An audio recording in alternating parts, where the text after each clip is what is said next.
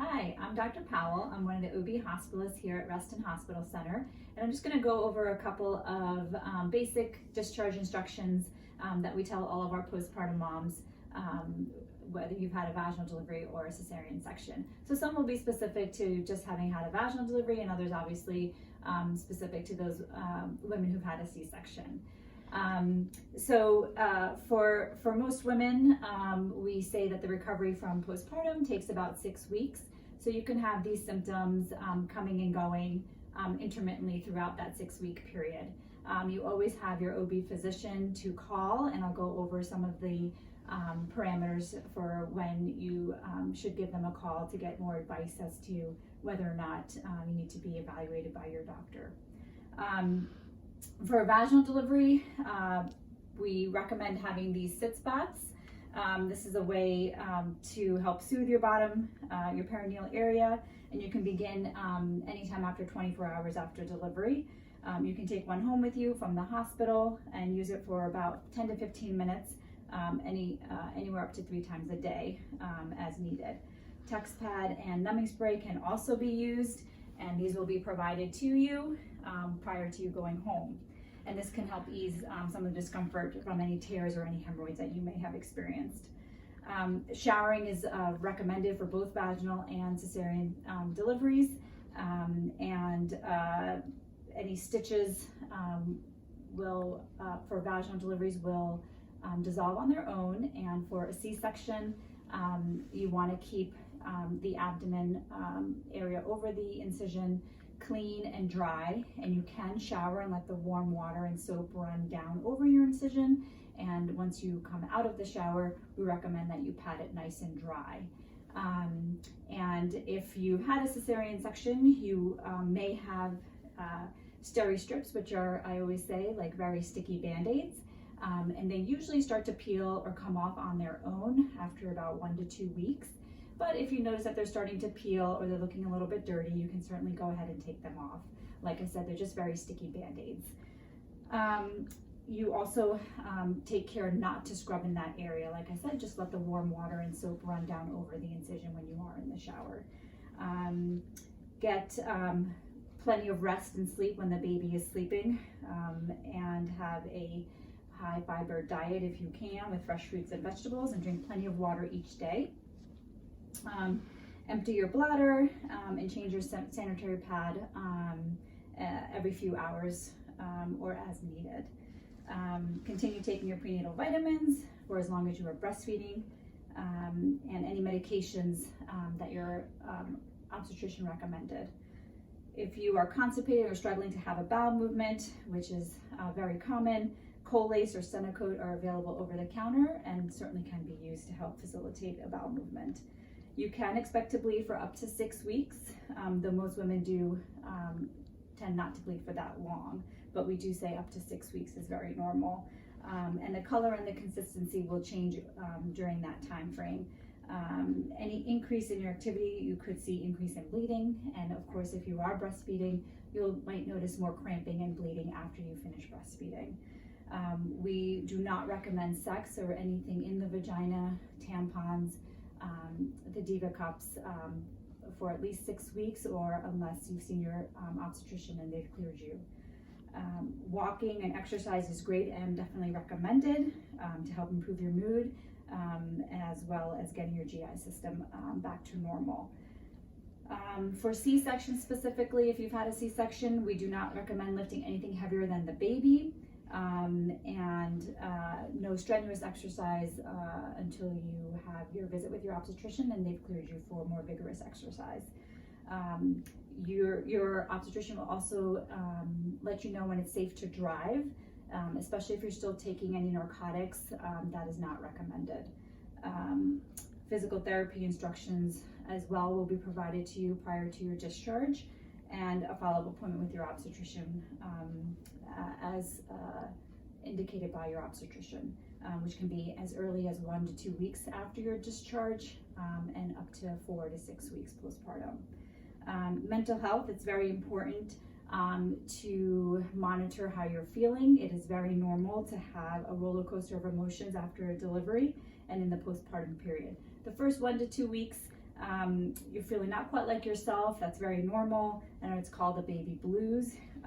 And after about 2 weeks, if the things that used to make you happy are no longer, or you are not feel like doing the things that used to make you happy, or don't feel like taking care of yourself or your baby, please call your doctor right away. And a couple of other reasons to call your doctor: if you have heavy bleeding from the vagina, which we consider as soaking through more than a pad in at least an hour for more than 2 hours, to call your obstetrician, or passing large clots larger than the size of a golf ball. A temperature of greater than 100.4, or any flu-like symptoms, pain, redness, warmth, swelling, a foul-smelling discharge, or odor around the incision or around the perineum. We recommend that you call your obstetrician. Severe headaches or blurred vision, trouble breathing, faintness, dizziness, and sharp pains in your chest, abdomen, or breasts, pain or burning, warmth, tenderness in your lower extremities is also a reason to give your physician a call. Thoughts, and most importantly, thoughts of harming yourself or your baby, please call your obstetrician. Great, and thank you. I know this was a lot of instructions, but it's not all inclusive, and so if you are feeling anything that's concerning or have any questions, your obstetrician is always available, and you can give them a call, and they can address your questions. We wish you all the best, and thanks for choosing Reston Hospital Center. Good morning, I'm Dr. Perry. I'm one of the pediatricians from Children's National, and I'm here to review a few basic instructions for going home with your well newborn infant. First of all, congratulations. This is one of the most exciting things that will ever happen to you, and wish you a lot of luck as you're headed home. First, I just want to talk about a couple of things that you can expect normally with every newborn infant. First, feeding. So the only appropriate foods for a newborn baby to be eating is breast milk or formula. Normally, babies will feed every 2 to 3 hours for breastfed infants, or 3 to 4 hours for formula-fed infants. What we expect is that a baby will wake up to eat between every 2 to 4 hours. If you find that a baby is sleeping for longer than 3 to 4 hours, it's a good idea to wake up your baby to feed them. Once babies have regained their birth weight and they're feeding well and gaining well, and you've established that with your pediatrician, then it's okay for babies to sleep a little bit longer between 2 feedings. But for those first couple of weeks, it's important that they're feeding just every couple of hours. For newborn sleeping, they sleep a lot, so it's really common that babies may only be awake while they're feeding, and then for a brief period of time to look and interact with you. A great thing to do with your baby when they're awake and their eyes are open in that quiet alert period is to be holding them just about this far away from your face and talk to them. You can talk to them about anything, the weather, the news, whatever is on your mind. But they just love to look at mom and dad's face, or any caregiver, and this is about as far away as their eyes can see really well. It's common for babies to have some spitting up after feeding. After a feed, you can gently burp your baby. You can hold them upright, pat them on their back, hold them up over the shoulder, and give them some firm pats. But it's really common that they may spit up small amounts. Some babies spit up after every feed, and some pretty rarely. If your baby is having a forceful projectile vomit, or if the vomit ever has anything like blood or green material in it, it's important to call your doctor. When we think about putting our babies to sleep, we want to make sure that they're swaddled well in a blanket. They can use either a blanket that's tightly swaddled around their body, or one of the commercially available swaddling blankets. It's important that their hips are free so that their legs can move up and down. And most babies do better with their arms swaddled, although some babies just prefer for their arms to be free, and that's okay too. But what's really important is that babies are always put to sleep on their back. We know that babies who are sleeping on their sides or on their bellies are more at risk for sudden infant death syndrome or suffocation. And that once we started recommending all babies sleep on their backs, the rate of sudden infant death syndrome dropped by 50%. It's also important that babies are sleeping on a firm surface like a crib, pack and play, and flat. We don't recommend any wedges or positioners. Those all can pose a risk for infant suffocation. It's great for babies to be in the same room with mom and dad, especially for the first 6 months, but not great to be in the same bed. So right next to the bed and a crib, bassinet, pack and play is great, but in the same bed is a risk.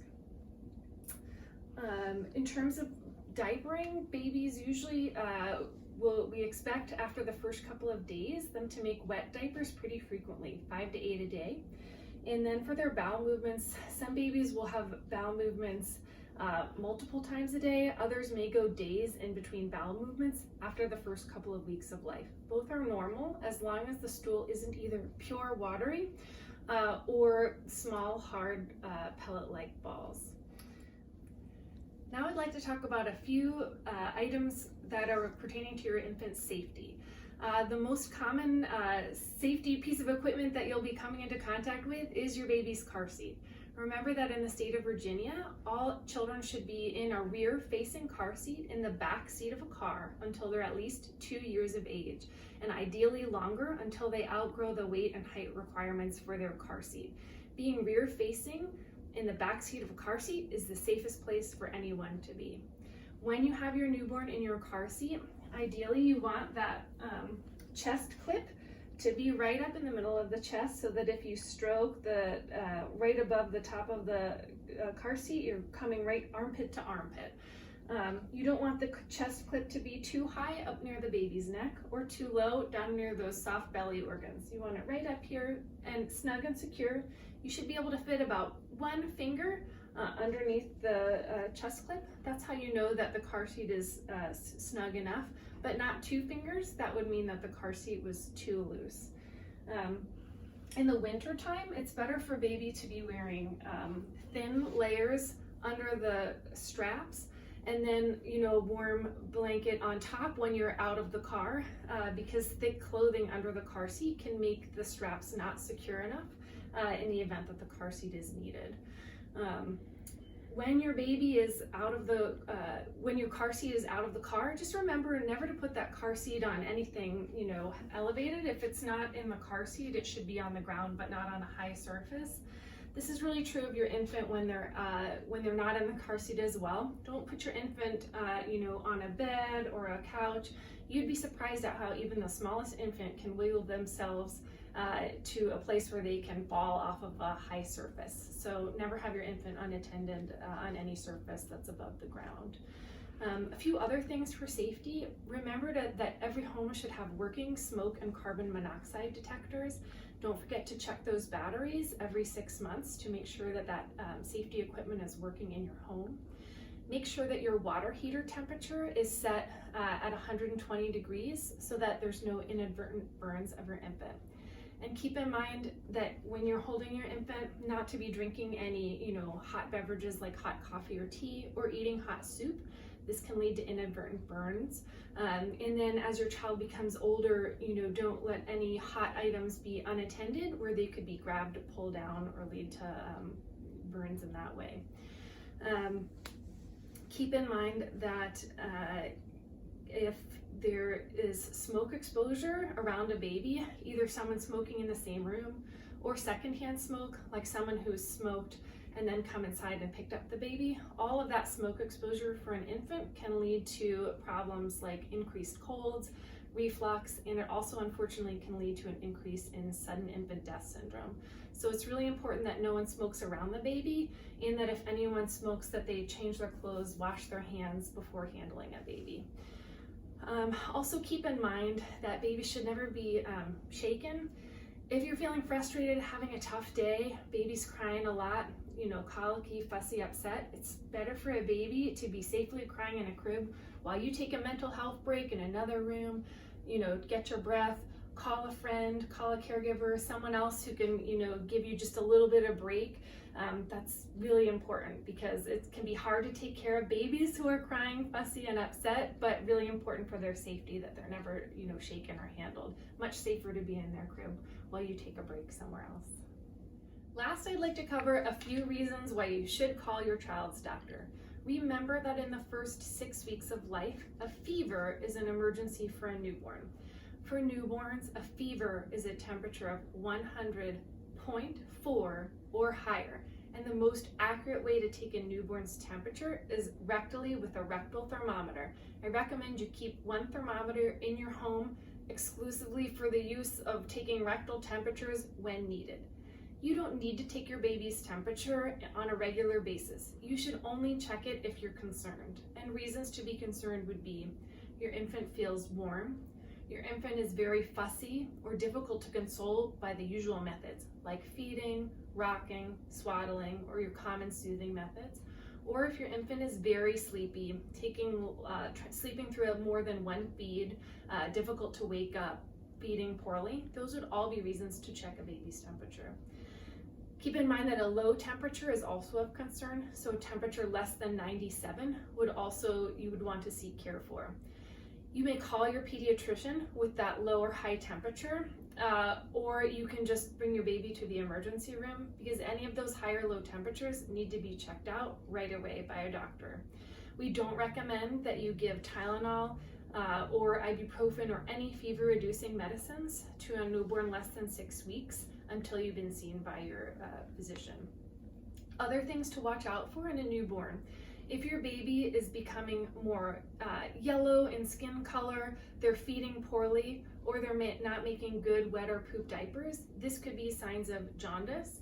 That's something that you should see your pediatrician for. Also, if your baby is having new symptoms that they weren't having before. So remember that it's common in babies to have sneezing, nasal congestion, especially after feeding, hiccups. It's also common for babies to have small amounts of spit up that look like the formula or the milk that they're drinking. But it's not normal for a baby to be having increasing nasal congestion and discharge, coughing, profuse vomiting, especially any vomit that has a green color or blood. Those are all reasons that you should see your baby's doctor right away. Other things to be wary of in newborns include if your baby is feeding poorly, they're not having a good vigorous suck, or they're falling asleep right away, or if they're having unusual movements or they're stiff. Certainly if a baby ever appears to be having trouble breathing, fast breathing or hard breathing where their nose is flaring, they're sucking in the neck or under the ribs, that's a sign that baby may be having some difficulty breathing and a reason to see the doctor. Remember that the list of things to do with a newborn is fairly short. They need to be fed, they need to be loved, snuggled and cared for, they need to be changed. You can do some tummy time with your baby. If you just put them flat on a surface, that's a lot of hard work for them, but I encourage you to be in a reclined position and have baby on your chest. That gives them a little bit of practice picking up their head, turning around, and will help them build up that strength for that first big motor skill where they get their selves up on their elbows with their head looking around. So remember that although the work is hard, there's not too much to do right at the beginning. Here at Reston, we're so glad you chose us. Thank you so much. Have a wonderful time with your baby and good luck. Hi, I'm Peggy. I'm one of the lactation consultants here at Reston Hospital. I'm just going to go over some information that you might find useful once you get discharged from the hospital. So while you're in the hospital, hopefully you've gotten some assistance with feeding your baby from the nurses or lactation consultants. And then once you go home, some of the things that you can expect to happen, for most people, they don't get their milk, what we call get your milk in while you're here in the hospital. So in the next day or two after you go home, you may find that your milk supply has increased. For some people, that may bring some tenderness or discomfort and what we call engorgement. And so before you go home, you can ask for some information in regards to how to manage engorgement. Some things like massage, cold compress, make sure you're feeding the baby on demand. If there's any trouble with latching, you can also make sure that you're pumping to be sure that you're emptying your breast frequently to provide comfort and also to make sure you're maintaining your milk supply. So again, milk supply can be expected in 1 to 2, possibly even 3 days after discharge, depending on when you go home. Your baby's feeding frequency. At that point, once you go home, your baby needs to be eating at least 8 times every 24 hours. How that's distributed can be different with each baby. Some babies will cluster feed, meaning they'll feed, maybe every hour for a few hours, and then maybe they'll sleep a little bit longer. But regardless, in 24 hours, there needs to be at least 8 feedings. A common question that I get is, how do I know that my baby's eating enough?